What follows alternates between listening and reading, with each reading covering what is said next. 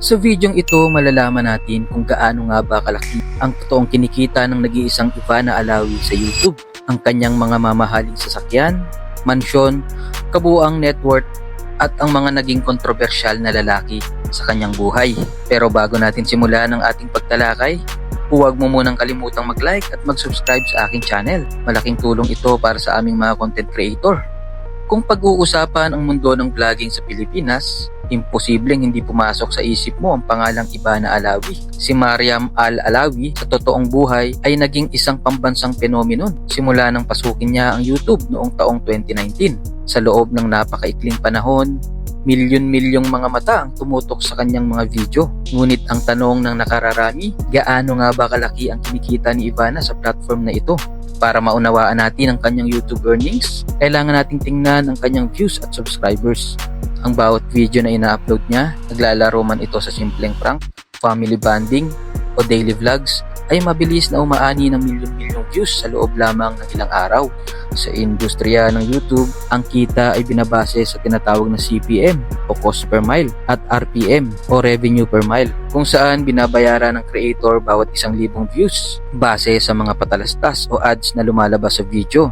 Dahil ang audience ni Ivana ay hindi lang limitado sa Pilipinas, kundi umaabot din sa mga OFWs sa iba't ibang sulok ng mundo, gaya ng Middle East, Amerika at Europa. Mas mataas ang nakukuha niyang ad revenue kumpara sa mga karaniwang lokal na vlogger. Ayon sa mga revenue estimators at takbo ng analytics, ang isang video ni Ivana na nakakakuha lamang ng 5 milyong views ay pwedeng kumita ng mula 200,000 piso hanggang kalahating milyong piso, depende sa haba ng video at dami ng ads. Kung titingnan natin ang kanyang social blade, ang kanyang kinikita sa YouTube earnings monthly ay umaabot ng hanggang 7 milyong piso. At hindi pa kasama rito ang mga malalaking brand sponsorships na direktang nakikipag-collaborate sa kanya upang maipalabas ang kanilang mga produkto sa loob ng kanyang mga vlogs. Kaya naman, hindi katakataka na ang YouTube ang naging isa sa pinakamalaking balon ng kanyang yaman na nagpabago ng takbo ng buhay ng kanyang pamilya. Dahil sa umaapaw na kita mula sa kanyang pinaghirapang karir, hindi na rin nakakagulat na makita si Ivana na nagmamay-ari ng ilan sa mga pinakamahal at pinakamaluhong sasakyan sa bansa.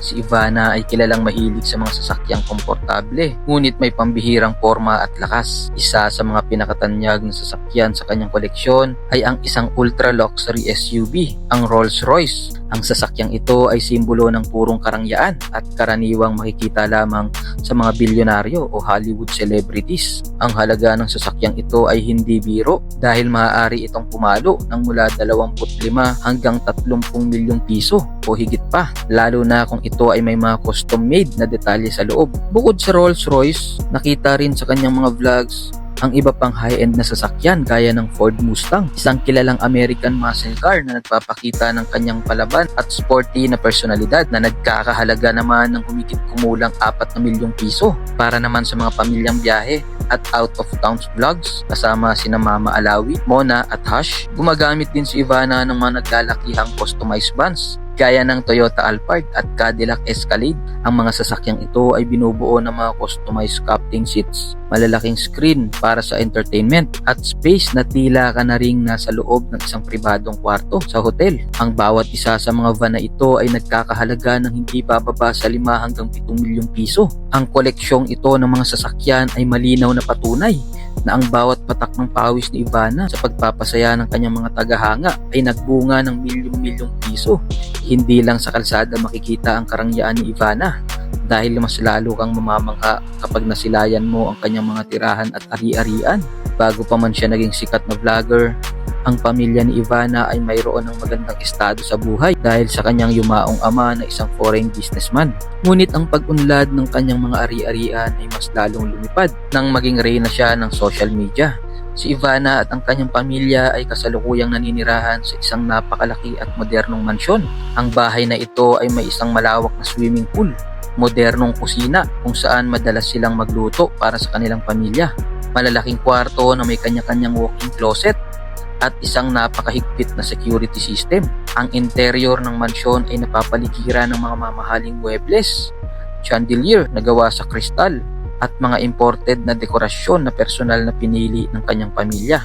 Ang halaga ng ganitong uri ng mansyon sa isang eksklusibong subdivision sa bansa ay tinatayang nasa loob ng 50 milyong piso hanggang 100 milyong piso. Ngunit hindi lang yan, dahil alam ni Ivana ang kahalagahan ng pag-invest sa lupa at real estate.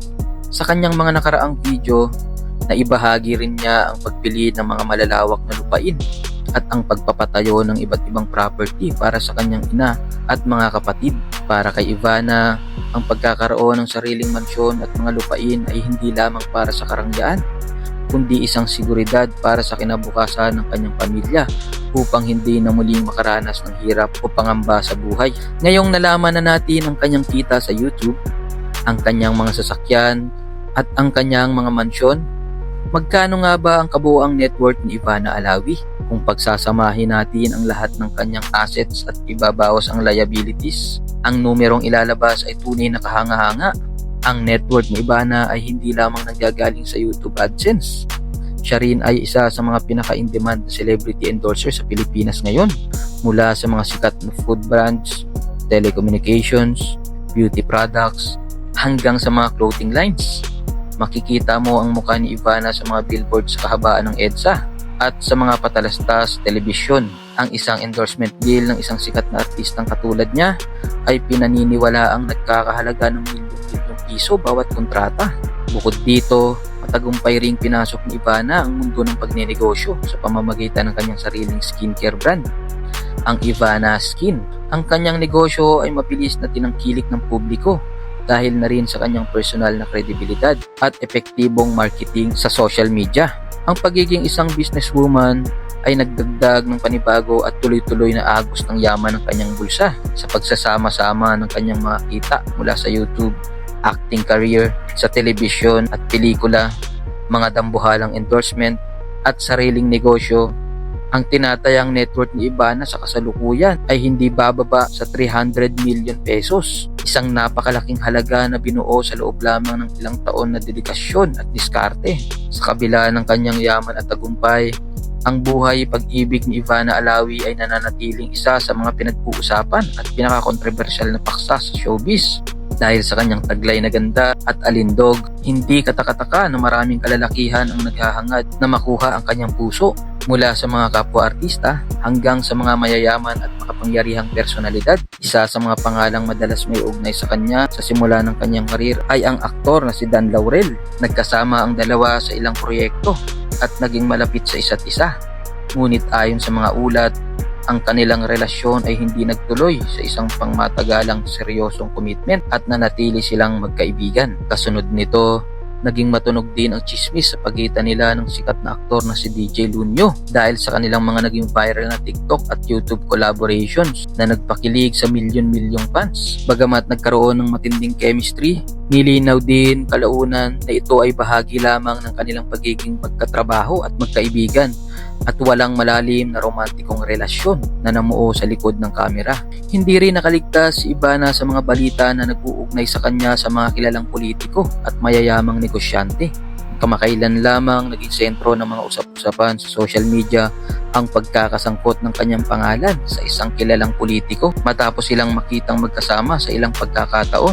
Agad naman itong hinarap ni Ivana ng may katapangan at dinala sa kanyang vlog upang linawin ang katotohanan. Binigyang diin niya na siya ay isang independent na babae na kayang buhayin ang sarili at hindi niya kailangang umasa sa yaman ng isang lalaki, lalo na kung ito ay may iba ng commitment. Sa ngayon, pinipili ni Ivana na maging pribado pagdating sa kanyang tunay na status at mas nakatutok ang kanyang puso sa pag-aalaga sa kanyang pamilya, lalo na sa kanyang bunsong kapatid na si Mona. Ang kwento ni Ivana Alawi ay isang modernong ehemplo ng tagumpay na pinaghalong swerte, ganda at higit sa lahat, matinding sipag at pagmamahal sa pamilya.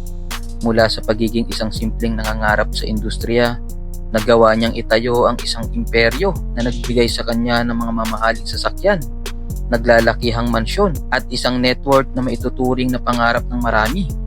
Sa kabila ng mga intriga sa kanyang buhay pag-ibig at mga hamon sa buhay, nananatiling nakatapak sa lupa ang mga paa ni Ivana at patuloy siyang nagbibigay inspirasyon at tulong sa mga nangangailangan sa pamamagitan ng kanyang mga charity works.